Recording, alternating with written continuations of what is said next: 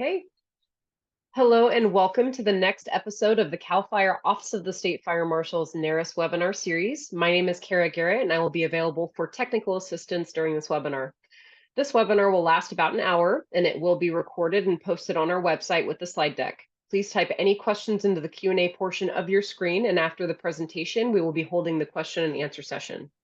Should you encounter any issues, you can call me at 916-201-5539 or send me an email at kara.garrett@fire.ca.gov. I will now turn it over to Chief Mike Morlan, who will be sharing more information about the National Emergency Response Information System. Go ahead, Chief. Okay. Hello, everyone, and welcome. My name is Mike Morlan, Deputy Chief with CAL FIRE, and I lead the CalStats program, the team responsible for every piece of fire incident reporting across California. I'm glad you're here today for today's NERIS webinar, because no matter your role, fire chief, records manager, data analyst, or just someone trying to stay ahead of the curve, you are part of this change. Our goal, not to just get California ready for NERIS, but to make sure we're leading the nation in how it's done. For anyone new here today, when we say RMS, that's your records management system. Think of it like this. Every time the fire department rolls through your community with lights and siren, someone is later at the firehouse writing the report that tells the full story of that response. That's the data we're talking about today. And today is not just about a new reporting tool. It's about smarter response, real-time insights, and better decisions, all driven by better data. So let's start. Before we get rolling, I want to set the stage for today. We're now just 3 months away from California's transition to NERIS. At this point, the conversation isn't just about what NERIS is. It's about how we use it to evolve as a fire service. NFIR stayed the same for decades, while the job changed around it. NERIS is different. It's designed to grow and adapt with us. And that's what makes this next chapter so important. Today, we'll look at how the evolution impacts everyone, from firefighters in the field to chief officers responsible for ensuring our reports are accurate and complete. We'll talk about new features that matter for California, where we have come since the beginning of the year, onboarding maps now visible in NERIS, the shift from one incident type to up to 3, and how aid given, received can help us better capture the reality of mutual aid in our state. You'll hear from ESO as our RMS vendor spotlight, and from an early adopter fire department, the very first department in the state to submit a live NERIS report. Then we'll bring in Tom Jenkins from the NERIS team to answer your questions and share what they're seeing across the country, including how states are using this new data to drive decision-making. And one more thing. We're looking at launching a California NERIS working group for departments who want to help shape how NERIS works here. This is your opportunity to be part of the continuing evolution, not just the rollout. So if you're interested, please let me know after the presentation. Our goal is simple. Make sure you have the right tools, the right data, and the right mindset to lead California into this next generation of reporting. You've heard us say this more than a software update. No matter what the size of your department is, a big city or small rural, data is the common denominator that connects all of us. Every accurate report becomes part of the bigger picture. How we protect firefighter health and safety, how we decide on deployment models, how we measure the performance of our companies. NERIS is the bridge. Taking the raw information we've collected and transforming it into an actionable insights in real time. But here's the reality. That transformation only happens if we start with accurate data at the source. Firefighters in the field capture the truth of the incident. Company officers ensure every report is complete and correct. Chief officers lead the accountability for data quality. This isn't just software, it's the evolution of how we see, understand, and shape our future. NERIS will give us better tools, better visibility, and better analytics. But the future is only as strong as the information we put in today. Now, NERIS onboarding has been moving quickly and deliberately across the country. In January, Just days after launch, the very first department out of South Dakota submitted live incidents into NERIS. In February, the first third-party RMS vendors earned their version 1 compatibility badge, signaling they were ready to connect their systems. By April, NERIS saw the first RMS connected submissions, with a metro department in Virginia leading the way. In May, FEMA Region 2 transitioned, onboarding over 1,800 departments in a single day. June brought Region 4, July brought Region 6, and this month, Region 7 comes on board, continuing the momentum and inching a little more west. California in Region 9 is set for November, giving us the advantage of learning from what's already worked in other states so we can hit the ground running. Looking ahead, FEMA Region 7, which includes Nebraska, Iowa, Kansas, and Missouri, is onboarding this month. After that, the remaining FEMA regions will roll out through the fall as part of the NERIS team's national plan.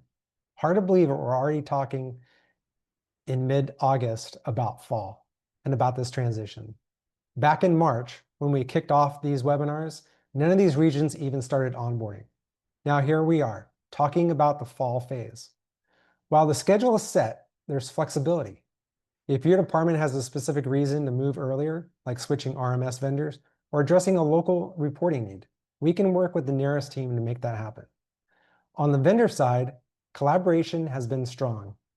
20 RMS vendors have now earned their NERIS version 1 compatibility badge. 8 of those are already sending live incident data into the system. Together, they've contributed nearly 59,000 records so far. Out of the more than 11,000 departments that have joined NERIS to date, over 600 are actively submitting incidents, and over 15,000 have confirmed or verified their profiles. There's still plenty of work ahead, but for a project this size and speed, this progress has been impressive, and it's setting the stage for a smooth transition transition in November. We've been talking about the future rollout, but here's where we are right now. This is a live NERIS national onboarding dashboard. Every state you see shaded in blue has departments that have already connected and reporting into the system. The darker the blue, the higher the percentage of the departments onboarded. On the right, you can see the current count. As of this morning, 609 departments actively reporting incidents into NERIS, and those numbers continue to grow every week. Below that, the pie chart shows another of the story. The departments that have confirmed their data, those still unconfirmed, and those who have onboarded but not yet started reporting. This is updated every 4 hours, meaning that what we're looking at isn't just a snapshot. It's a real-time view of how quickly this transition is moving across the country. And in just a few months, California will be joining this map in a big way. It's one thing to talk about near real-time insights. It's another to see them in action. What you're about to watch is an actual NERIS data coming in from departments that are already live right now. These are not test records. They're real incidents flowing in from the field, updating instantly in a dashboard that every authorized user can see. This is the level of transparency and speed we're moving toward in California. Here's the evolution unfolding right now. Last time we talked about this as a vision, a promise of what NERIS would bring. Now, here it is. For the first time as the State Fire Marshal's Office, we're seeing real data streaming in from California's early adopter departments. Not months later, not buried in static reports, but in near real time. This is exactly what NERIS has been building toward for the past year and a half. A live, evolving picture of our fire service that updates as incidents happen. And it changes everything. Faster insights into what's happening statewide. Better decisions for deploying resources where they're needed most. Stronger visibility into trends that impact firefighter safety and community risk. This isn't just a dashboard, it's a living system, built from the work of every firefighter, every officer, every chief in the state. And as more departments come online, this picture will only get sharper, richer, and more powerful. We've moved from looking back at what happened to seeing right now what's happening and acting on it. Let's spotlight one of those departments doing the work right now. As we talk about California's upcoming launch into NERIS, we want to highlight the department that was first in the state to take the lead, the Red Bluff Fire Department. Located in Northern California, Red Bluff has been a strong cooperator with CAL FIRE for years, and their willingness to lead as an early adopter is helping pave the way for the rest of us. Their history is one of steady evolution, from hiring their first full-time firefighter in 2015 to welcoming their first full-time female firefighter in 2021, to adopting the technology and training that make them versatile, forward-looking department. Representing Red Bluff today is Justin Kingsley, a lifelong resident, former CAL FIRE firefighter, and now a voice for innovation in the fire service. Justin, thank you for joining us. Are you with us today? Justin, if you are on, please raise your hand.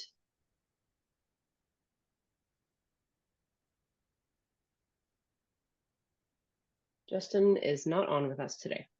Okay. I know he was committed earlier this week to the Canyon Fire down south. So hopefully he's good. And if he checks back in, let me know. Sounds good. Okay. So as we continue on, for those who have joined us before, this will sound familiar, but it's worth repeating. NERIS onboarding isn't a flip of the switch event. It happens in two deliberate phases. Phase 1, connect. Set up your department's core profile, staffing, apparatus, deployment models, service areas. This is the foundation. Phase 2, reporting. Once that's in place, begin live reporting either through the NERIS collection app or through connecting with your RMS vendor. The goal is to launch clean and avoid issues down the road, because once you go live, there's no going back to NFIRS. Now it's time for one of my favorite parts of these webinars, our vendor status check-ins. This is where we hear directly from the companies building the tools you rely on every day and get the inside scoop on how they're helping fire departments make the leap to NERIS. Today, we're joined by Bill Gardner from ESO, one of the 3 major RMS vendors that have already successfully integrated with NERIS. ESO is no stranger to California fire departments, with 149 departments statewide currently using their platform and several already serving as early adopters. They're here to give us a quick status update on where ESO stands today in the NERIS rollout, what their users can expect in the coming months, how they're helping departments prepare for a smooth transition, and a sneak peek at what NERIS looks like inside the ESO system. Bill, welcome, and thanks for being here. We're looking forward to seeing what you got for us. Thanks, Chief. I appreciate the opportunity to be here and work with y'all today. I'm going to see about sharing real quick, if you don't mind. No, go ahead.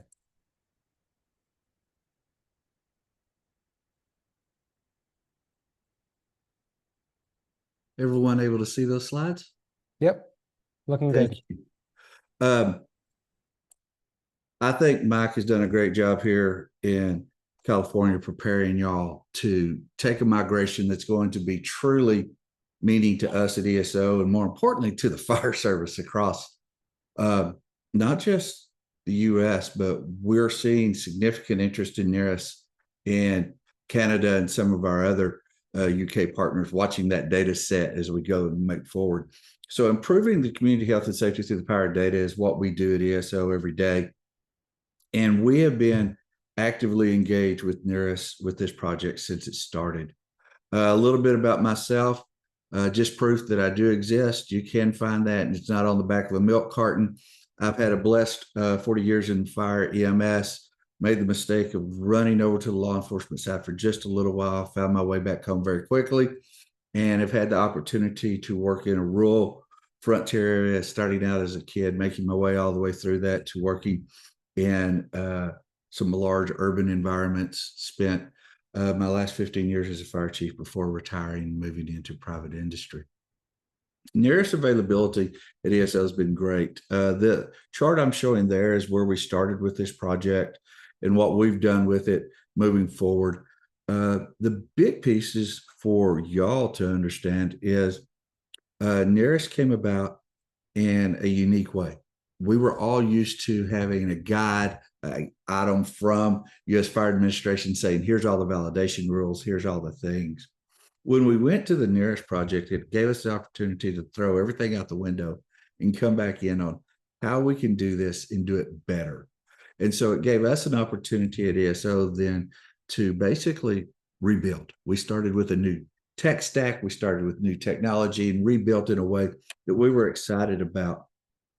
We went through and followed a step where we went through limited availability to get early adapters in to see how it was, to take customer feedback, develop and do there.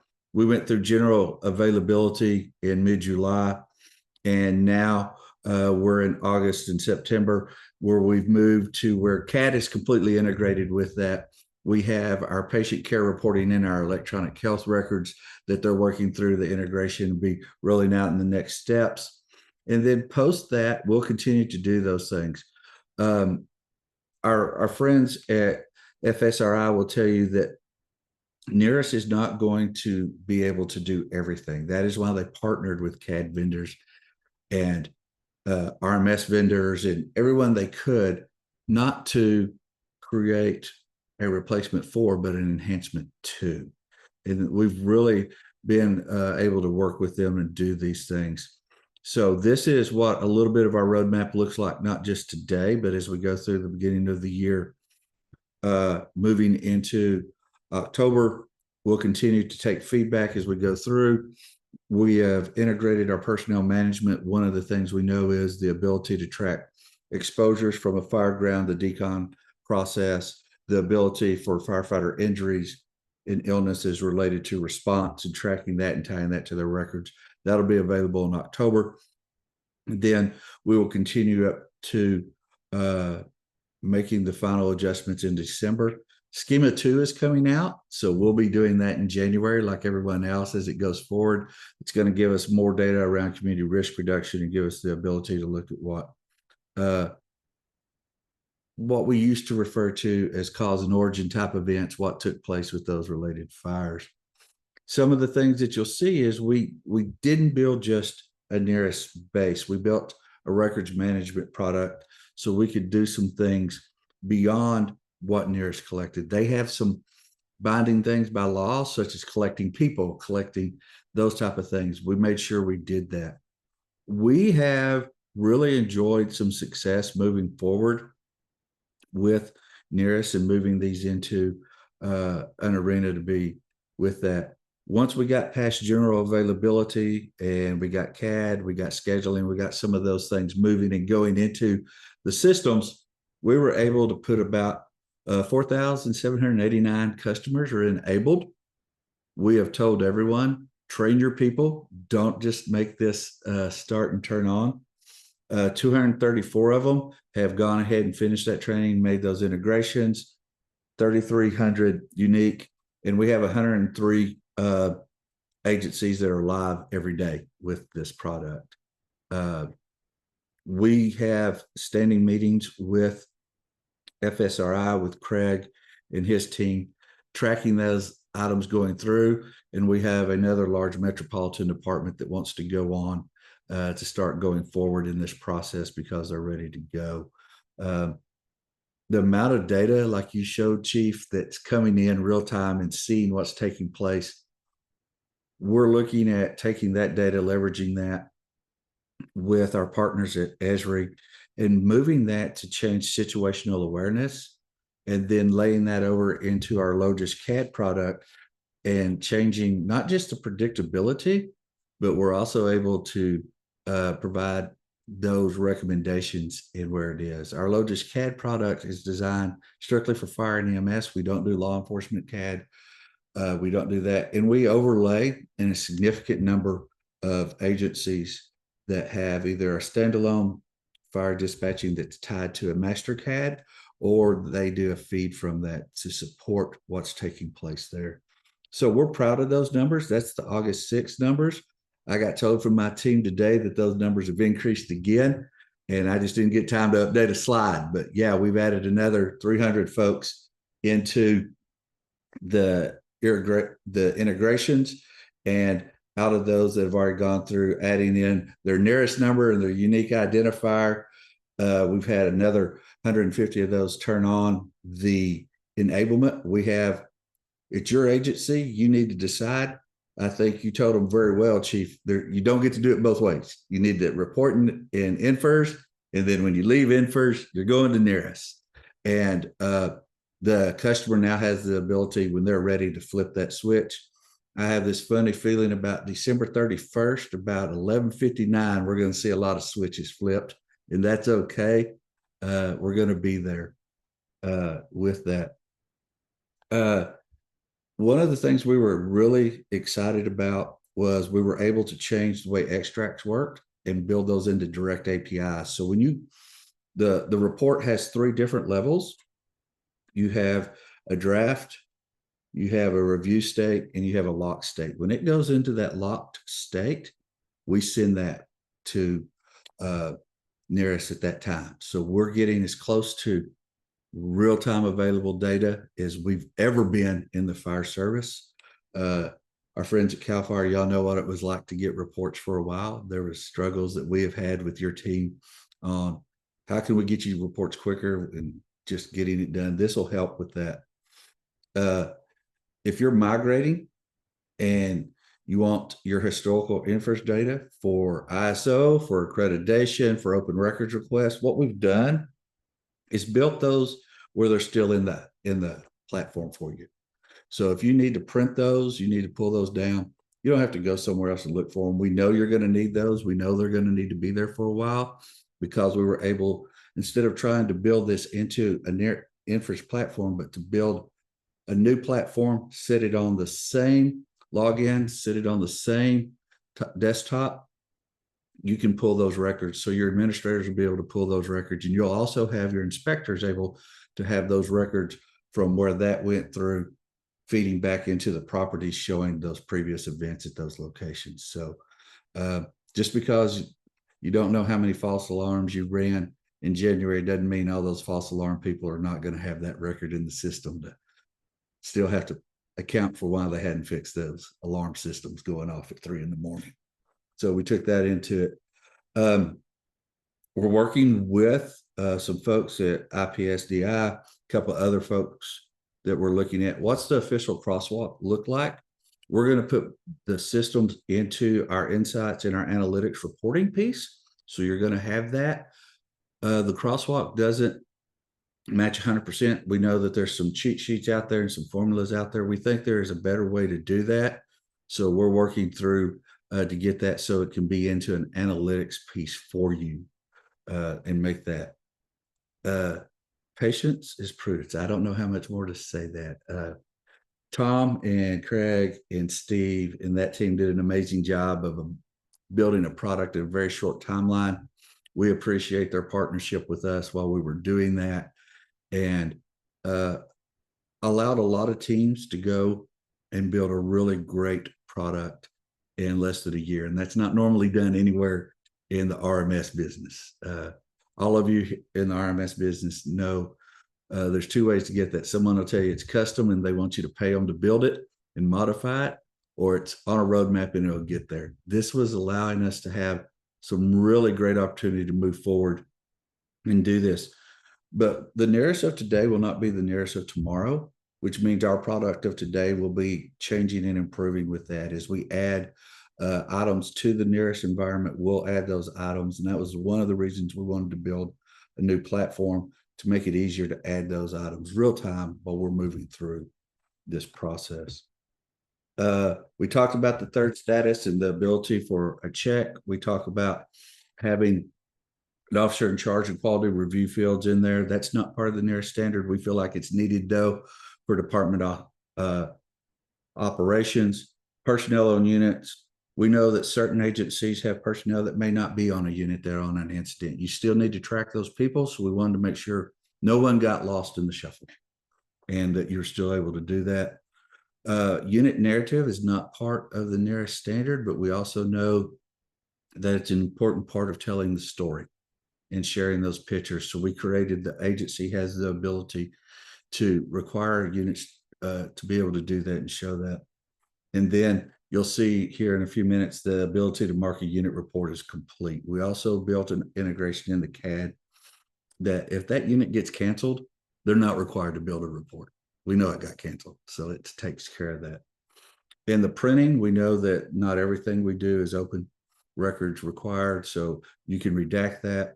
Attachment uploads, there's a backend audit log, which gives you the information about who did what, touch what, did where. Setting in apps, which makes configuration changes easier to deploy. And then there's an option for the CAD notes that we already put in the system. You can put those into the main narrative, especially if you use a tool. We're working with our partners at some of the incident command platforms now to bring in those action items while you're managing that incident and working through those integrations where you can bring in the actions you took and have it populate and come into the field. The objective there is to reduce the amount of work being done by the people writing the report. So if you've used your tablet and captured information on the incident about what time you did a search, what time water was applied, what all those items there, we want to bring that data in. We want to bring that chronological, but we also want to put it in the correct field so we can decrease the number of fields that the firefighters have to complete, making it a more timely process to close out. And then the address and location lookup. We worked with Esri, who was working with FSRI. So we made sure that we're all using the same address components, all using the same Latin long. And we did that in our incidents, as well as tying that back into our ability with our properties, occupants, and building data that then can also be pushed out to those platforms. So you have all of that information available. This was just a great opportunity for the fire service and all of us to decrease some of the workload that we know is taking place. This is what you'll see on the new platform when you open it up. As you'll see there's incidents, and then there's fire incidents new. The new is the NERIS incidents. The old is so you still have the ability to get to those reports if you need to. You just, once you enable this, you can't add to it.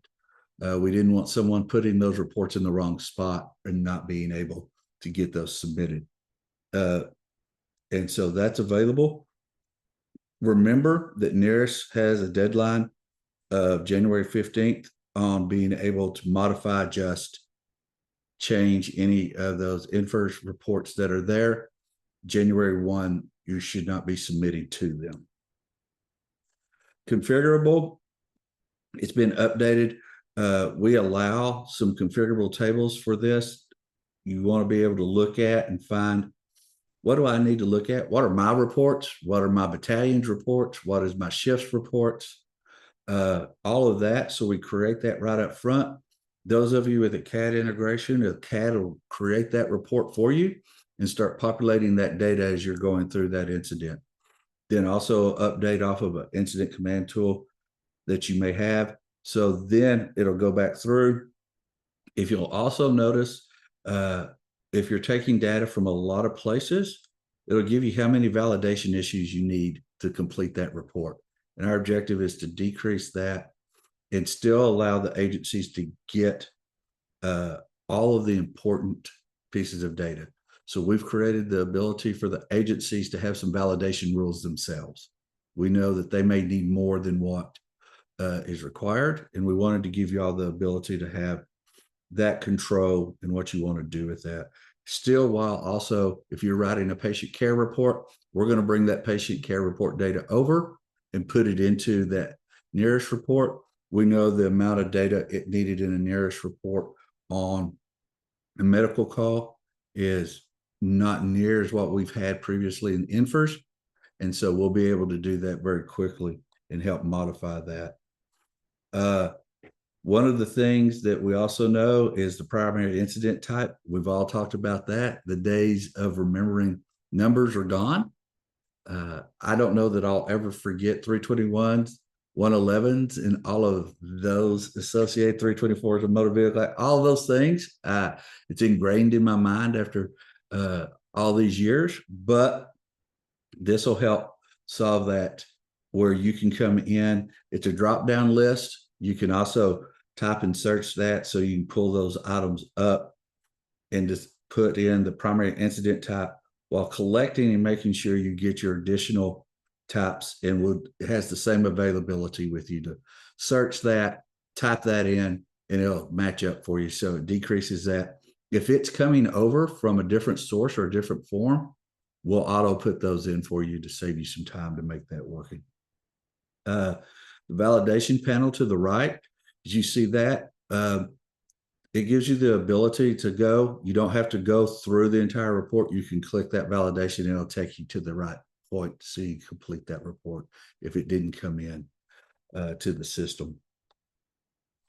We talked about the individual unit reports. If you have it turned on where you want individual reports, we know that there's a lot of times you'll have multi-unit response. You want individual reports.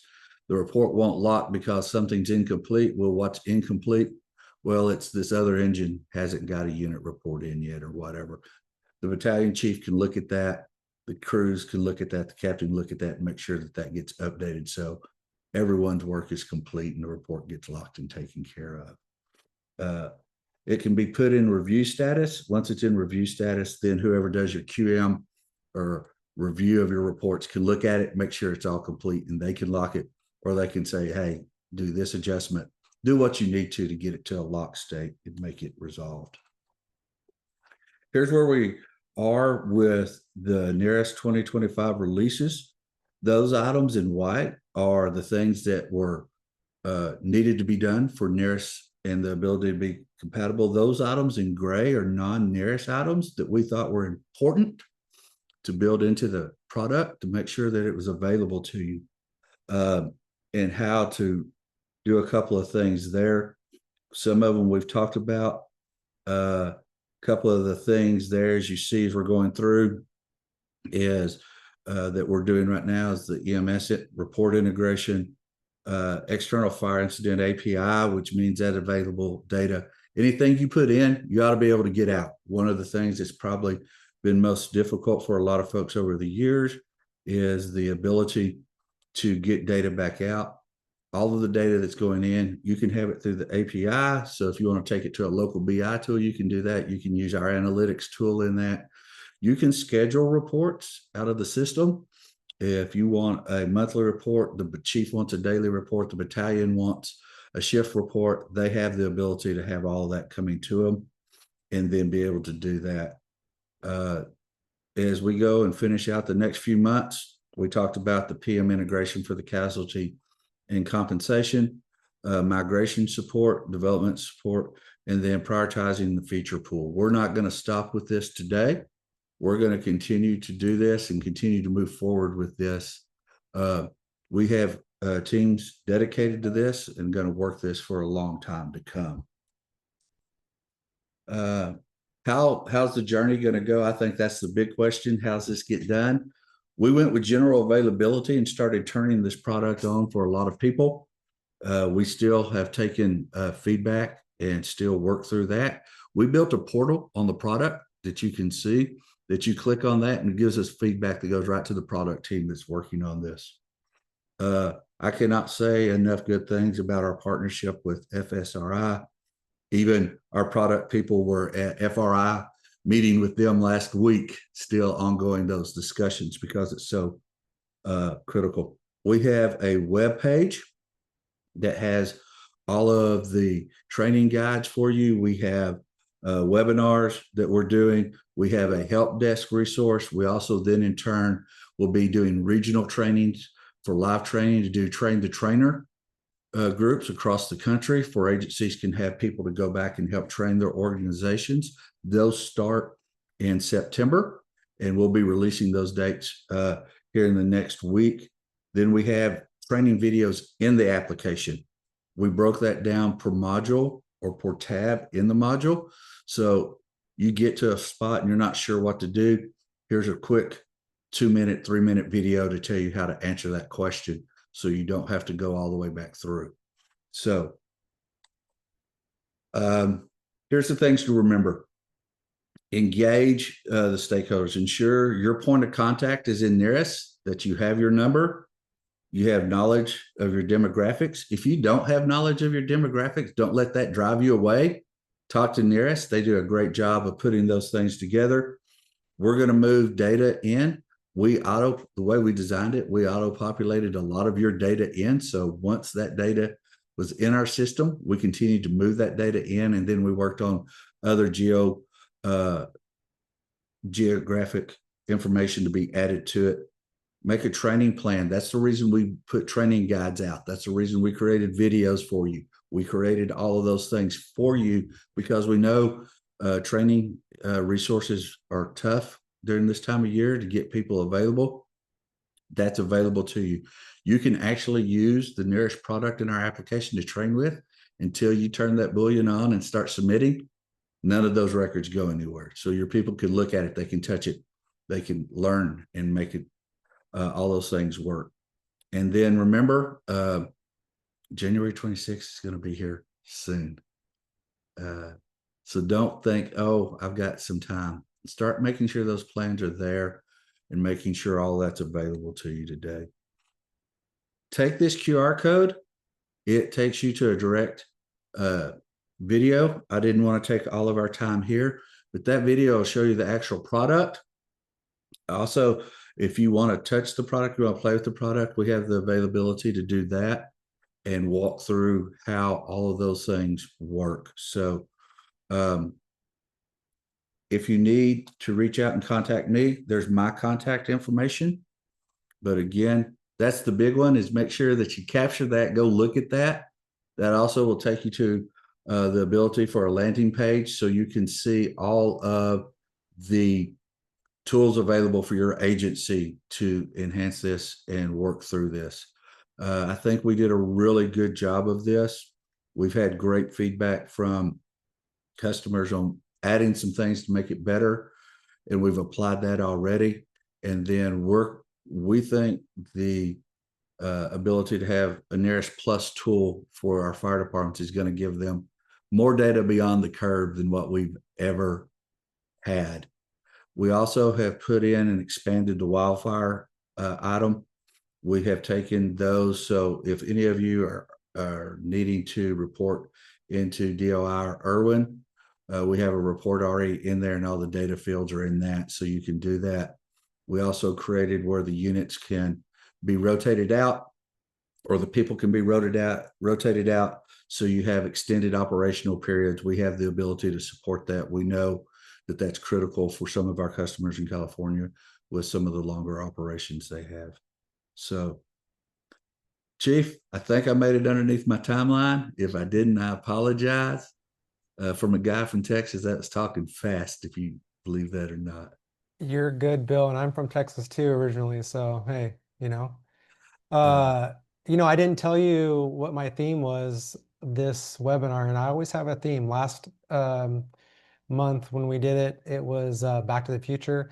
This webinar was, and you hit right on it, was the evolution and how our fire service was going to evolve with NERIS and how NERIS was going to evolve with us, and you hit that right on. I love your CAD notes that you have in there. As an old CAD person, that's music to my ears. Your location lookup is fantastic. That's one of the things that we've been dealing with here in California with our department, is trying to get better location accuracy.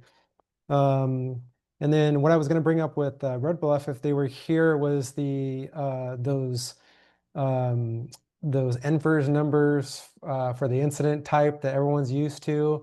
We're going to 3 incident types now, capability of, I guess you should say. And so I know that's going to be a lot of change for the boots on the ground. They're used to trying to get those reports done in a fast manner, and knowing those numbers, I think, help them. So that's going to be a huge learning curve for them. You talked about the train the trainer, which is excellent. And then I love that you have that Irwin integration, which I haven't heard yet. So that's great. I think you're on track for a successful product, that's for sure. My whole objective is to be able to decrease the workload. This was a really strong opportunity to do that. Yeah. Dr. Lori Moore Merrill, I saw Lori last week, and we had this conversation that we can do that now and decrease the amount of time it's taking to write these reports by using some things. I know that there's a lot of folks looking at AI and the approach for AI, and we've added that into our EMS product, and we're looking at some of those things. The good thing about that for us is we've been around 20 years. So when we say we did large language models, we had that. We're not, a lot of folks had large language models that were closed inside of our system. So that was a real advantage of us having standardized data for the past 20 years to teach that language, large language model, and then taking that to do the machine learning. So we feel very comfortable about where we are today, but more importantly, we feel about where we're going to go with this over the next year. So thanks for having me, Mike. I appreciate it. Well, looks good. No, I appreciate you. I appreciate your time. Thank you. And I'll hang out for questions at the end. Yeah, please do.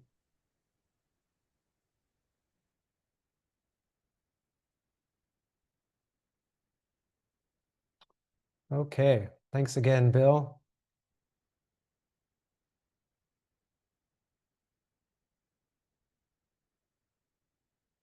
Let me get my slides right here.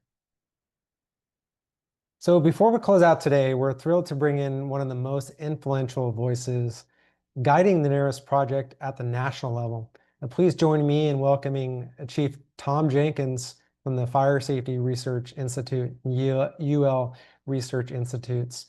And Tom has been instrumental in shaping the national rollout of NERIS from development and testing to the real-world onboarding.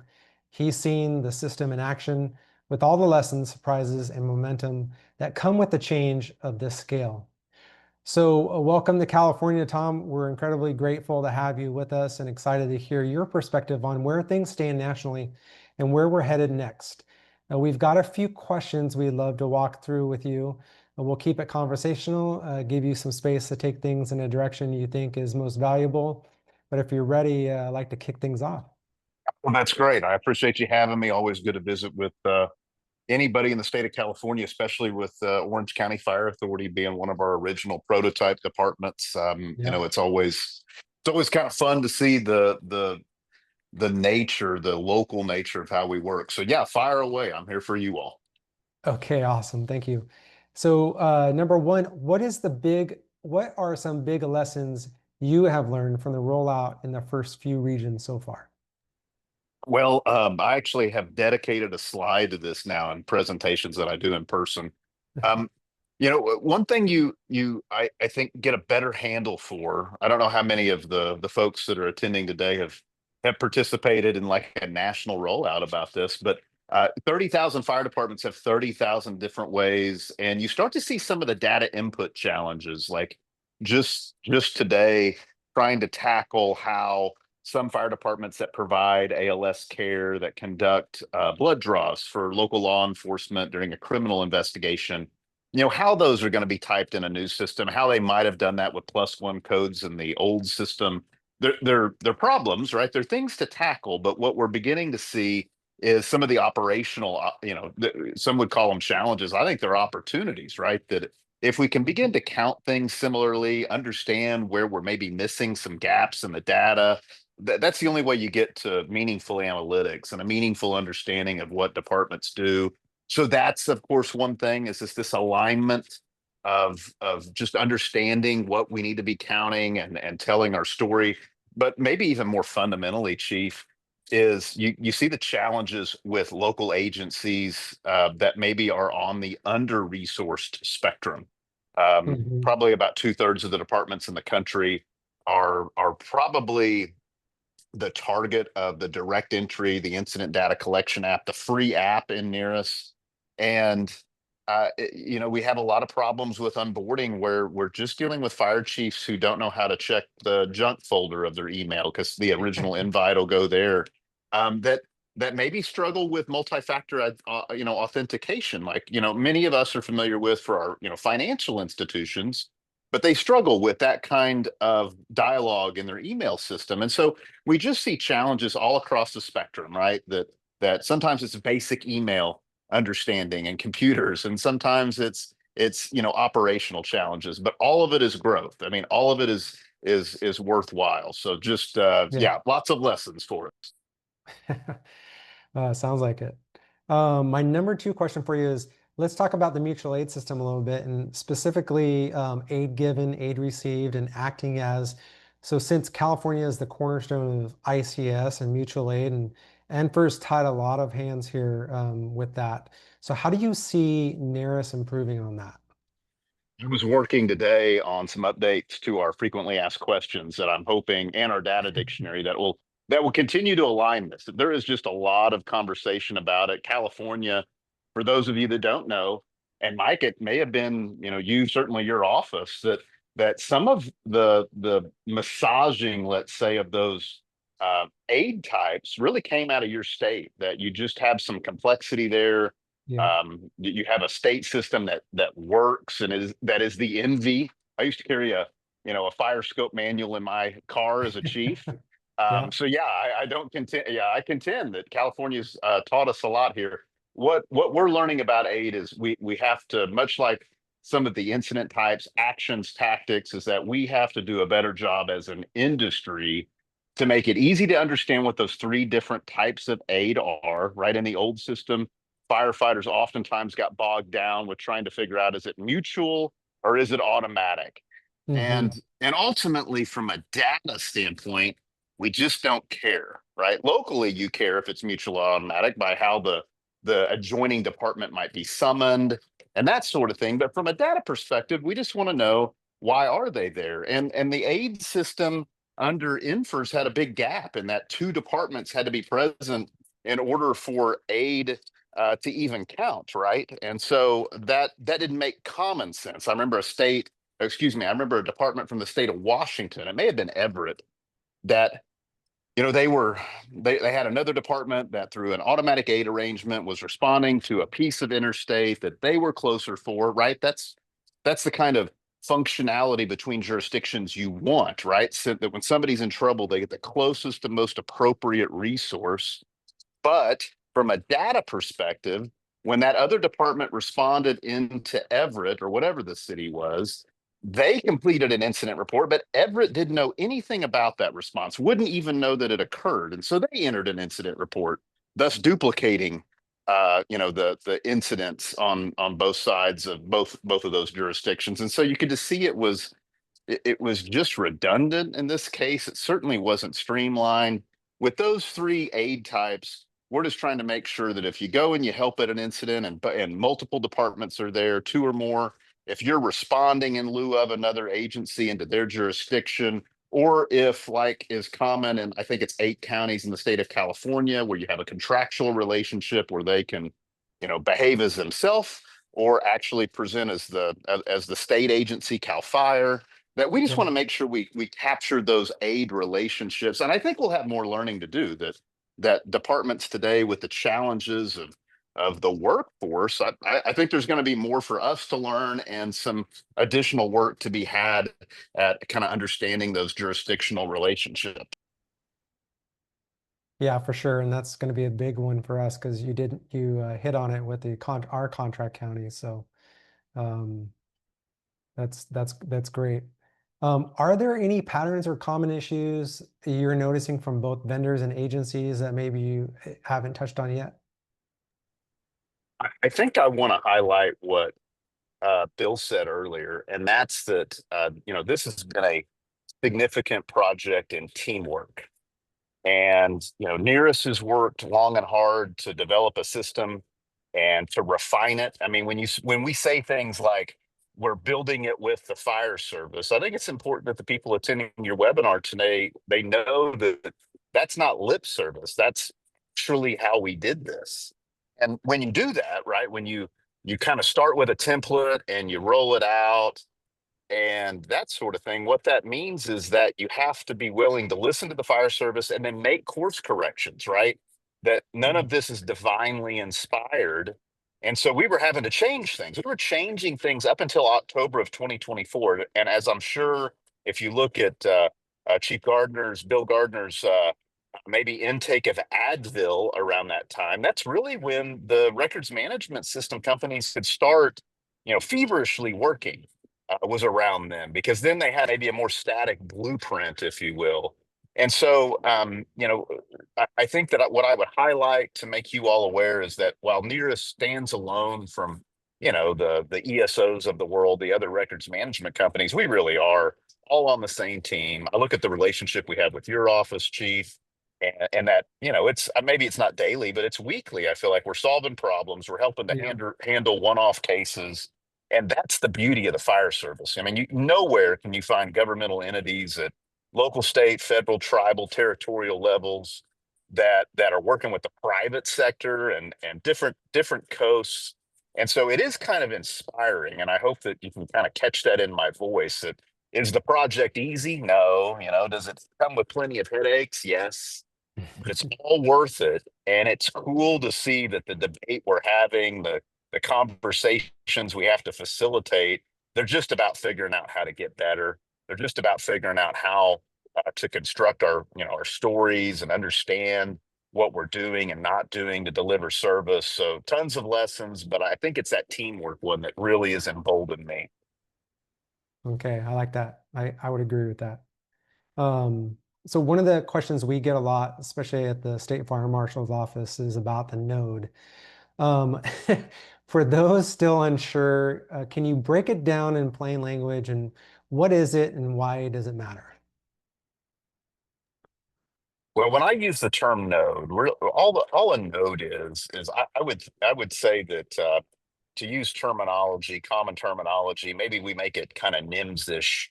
That a node is simply where your department is hosted within NERIS, right? Think of it as your department's profile. It's where if you're integrating using the records management system, it's where we get your client ID. It's where you tell us about your demographics and how your department provides services, your stations. While the term node is not oftentimes the terminology that maybe is most common to us, it's replacing in functionality I believe it was called the National Fire Department Census, that it will be a definitive inventory of your emergency response assets and what you do. It's also designed to help streamline even, things that live in that node. Those are going to help in the future with grant applications. So if you've got people that are familiar with federal grant applications where you're spending a lot of time telling the Assistance to Firefighters grant, the Safer Grant program, all this information about your department, probably information you submitted last year and the year before that. And so, part of our vision is that we make it such that even grant applications, not just response stuff, becomes kind of easier. But the node can even serve to help with the application process in the future. And that we have to have that information from an analytic perspective, that without knowing your stations and their staffing levels and whether that staffing is a minimum staffing level, the analytics become nearly impossible to align. And so no terminology needs to be fearful there. Okay. So my last question for you, we're only a few months away from California's transition window. So for departments that haven't adopted early, what should they expect and what should they be doing right now to be ready? Right now, you can go to the NERIS website, which is neris.fsri.org. That's the website. That's the website for everything NERIS, right? That's the one-stop shop. If you go to that website and you add in a slash onboarding, you can go to the onboarding website and kind of just familiarize yourself with all the things we're going to be asking you. But, in California, you're blessed with a state fire marshal's office that is comfortable with early onboarding. And so, I think that if you are curious about what that process looks like, reach out to some of those departments that have been through it. Orange County Fire Authority in particular has been a wonderful organizational asset that could give you a little glimpse. But all we're asking are very common questions about how your department provides service. Now, the larger department, the more intensified that is, but even a large metropolitan department, still the onboarding process is only going to take about an hour or so. When we're rolling out in California, the evidence that you're going to have good communication comes in the form of all the things we're doing at NERIS and webinars like this, right? You're going to know when onboarding is going to start. And what I would tell everybody is that if you haven't heard from us in the first day, right? If they say onboarding is going to start on a particular day and you don't have an email or a designee and your department doesn't have an email from us, then something's up. And sometimes we'll have an email address that's old, the domain has changed. Sometimes we'll have a misspelling. Sometimes it'll go to junk mail. Sometimes you'll have municipal filters on your email system that will think that our initial contact is spam or something that it's not. And so don't hesitate to reach out. Like we still have departments from New York and New Jersey, which were part of the first FEMA region back in May. They're reaching out every day and they're going, hey, we never heard anything. Well, we want them to feel welcome to do that because once onboarding starts, it never stops in that state. We'll be picking up stragglers through the end of the year, but we would encourage your departments to lean in. Like if you want to early onboard and it's the right thing and approved by the state fire marshal's office, then let's have that conversation. If you haven't heard from us on day one, then you reach out to us. If there's anything that we do right, there's a lot of areas we can improve and we're committed to always doing that. But if there's anything that we do right, it's that we communicate. We consider this is a 24/365 project. You have a problem on a Sunday, you're going to hear from us on a Sunday, and it'll stay like that. So go to that website, lean into the project, and don't hesitate to reach out. That's what I'd tell them, Chief. Okay, great. And I know I've got a great team here in my office, and we've been making sure that all of our contacts for all of our departments throughout the state are up to date. And anything that comes in right now that needs updated, we're getting that to the NERIS team. So don't worry, we're gonna make sure the NERIS team has your information. Well, Tom, thank you so much. This has been incredibly helpful for us and for those departments in California. We really appreciate you sharing some insight we can take back to our departments here in California. If you have some time still left in your day, you can stay on just for a couple of questions and answers at the end. We'd really like you to, but this is the kind of collaboration we're hoping for, and where the national perspective, meets the reality on the ground. So thank you so much. Wonderful. I'll hang out. Okay. So, all right, with that, let's bring it back home. All of this national progress is building toward one moment. And let's bring it back to where we began today. When it's California's turn in November, we'll step into a system that's already proven it can handle the scale and complexity of the fire service. But success here will take more than flipping a switch. From the first incident you enter, we're defining how California's fire service will be seen, measured, and supported locally, statewide, and nationally. Accurate data drives decisions around resources, deployment models, fire safety programs, and community risk reduction. That means every firefighter tells the story of the incident in the field. Every company officer ensures that reports is complete and accurate. Every chief officer owns the accountability for data quality. When we get right to it from day one, we'll give ourselves, the entire fire service, the tools to make smarter decisions, respond more effectively, and protect our communities better than ever before. This is our chance to set the standard, so let's make it count. So now, before we end today, let's quickly talk about something you need to take seriously. NFIRS end of watch and decommissioning is coming. This isn't a slow fade into the sunset. It's a hard shutdown with a locked door. And here's the thing, if your incidents aren't closed out before the deadline, they're not going in, period. Let's walk through the key dates your department needs to hit so you don't get stuck scrambling at the last minute. So remember, 2025 is a hybrid reporting year. Once your department moves to NERIS, you stop submitting to NFIRS entirely. January 1st of 2026, NFIRS stops accepting new submissions. Everything goes into NERIS from that point forward.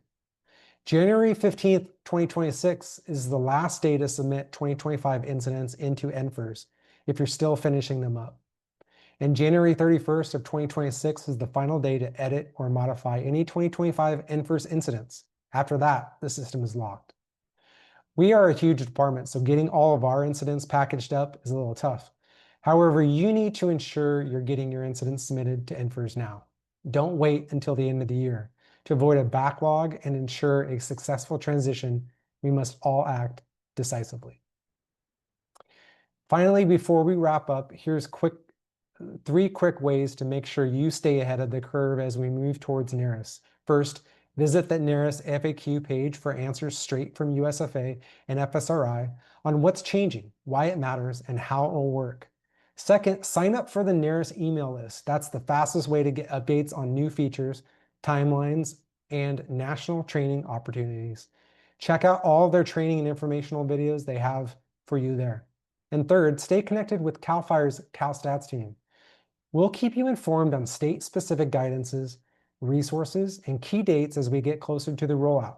We've made it easy. Just scan the QR codes on the screen.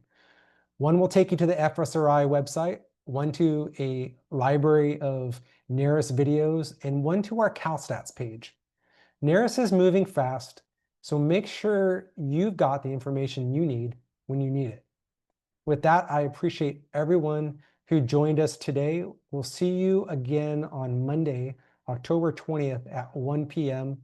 And right now we're going to take some questions and answers. So I'm going to send it over back to Kara. Okay, hi everyone. So if you have a question, please use the raise hand feature and we will unmute you to ask your question. We did have a couple in the chat while the presentations were going on, so we will hit those first. From Mark, when will phase 1 connect take place for my agency, Lakeside Fire Protection District in San Diego, California? Is there something I need to do prior to the onboarding month for California? Well, I think Chief Jenkins hit on that. You should be getting something from the NERIS team once they're ready to start onboarding with you. There's a couple things that you can do to make sure you're ready is gather all your station's information, have it ready beforehand, and coordinate, make sure you're coordinating with your RMS, engage your leadership and personnel and really just get the conversation out there so everybody's thinking about it. And there's an onboarding checklist that NERIS has put out, and we can you can go through that. There's like 7 steps of exactly how to prepare. Sorry to interrupt you. No, good. And that's Thomas, we have that on our CalStats page, right? Yep, and we just sent out another CalStats alert that has all of that information. If you did not receive that, let me make sure and get your contact information and get that to you. Great. Thanks, Thomas. You said you had another question, Kara? Yes, sir. So next from Rebecca, is a RMS necessary to report to NERIS? We are a very small rural department with not many incident reports. The RMS we have reviewed and it is too expensive. Yeah, the NERIS collection app is something you can use. It's free. We already have an early adopter that will be using that. I think we actually have one right now reporting into NERIS, the Chicken Ranch Fire Department. I believe they're using the collection app. And that's free. Okay, and then one more just came in from Glendon. If I am the POC for NERIS, how do I register with them? Point number 1 in the onboarding guide. So we've given your information, Thomas, if you get a hold of Thomas Mackerness, who was just speaking, he can confirm your contact information is correct. And we've given your information to the NERIS team. So they should have that. Yep, Make sure it's accurate. Glendon, I've got you on our list of updated contacts that I'll be submitting to NERIS when they're ready for it, and I'm going to keep track of that. Okay, any other questions? All right, seeing none.